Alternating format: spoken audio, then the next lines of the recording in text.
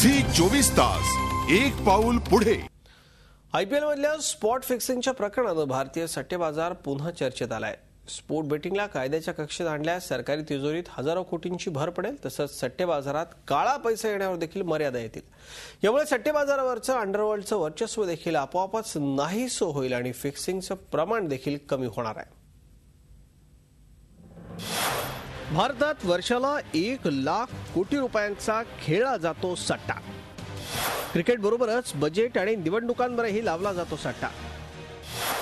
क्रिकेटमधल्या फिक्सिंगच्या मुळाशीही आहे बेकायदेशीर सट्टे बाजार।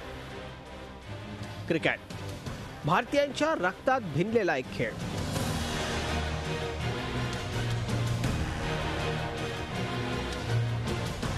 स्पर्धा कुठलीही असो, कोट्यवधी भारतीयांचे डोळे मॅचकडेच।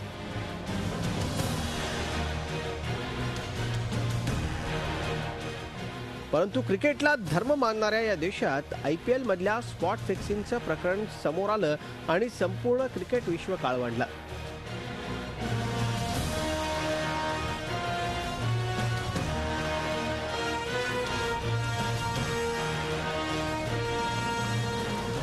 यामुळे क्रिकेट प्रेमी तर निराश झाले, शिवाय बेकायदेशीर सट्टे बाजाराचा मुद्दाही चर्चेत आला। बऱ्याच देशांमध्ये स्पोर्ट बेटिंगचा कायदा अस्तित्वात आहे। भारतातही हा कायदा अस्तित्वात आल्यास 30 ते 35 हजार कोटी रुपये कर रूपानं सरकारच्या तिजोरीत जमा होऊ शकतात। त्यामुळेच लॉटरी आणि घोड्यांच्या शर्यतीप्रमाणे स्पोर्ट बेटिंगला देखील सरकारनं मान्यता द्यावी अशी मागणी पुढे येते आहे। हमारे देश में जो लोग हैं वो पांडव ही है, भगवान के रूप में है। अगर वो जुगार खेलने से बात नहीं आते, उनको जुगार पसंद है, तो यही अच्छा है कि जुगार कानूनन किया जाए। क्रिकेट का जो जुगार लगता है वो भी कानूनन किया जाए, तो शायद रेवेन्यू मिलेगा। कायदेशीर मान्यता मिळाल्यास सट्टे बाजारातल्या गुन्हेगारांच्या शिरकावावर देखील लगाम लावला जाऊन फिक्सिंगचं प्रमाण कमी व्हायला मदत होऊ शकते।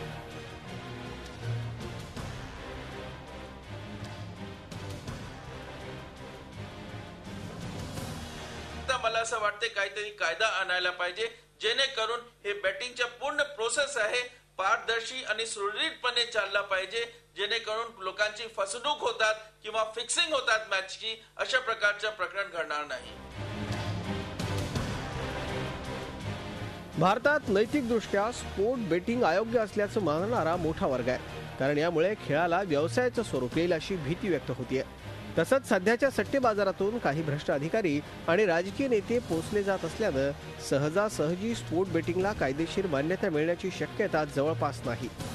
सध्या तरी कितीही प्रयत्न करून सट्टा रोखण्यात सरकारला म्हणावं तसं यश येताना दिसत नाहीये, हेही नाकारून चालणार नाही। कृष्णांत पाटील, झी मीडिया, मुंबई।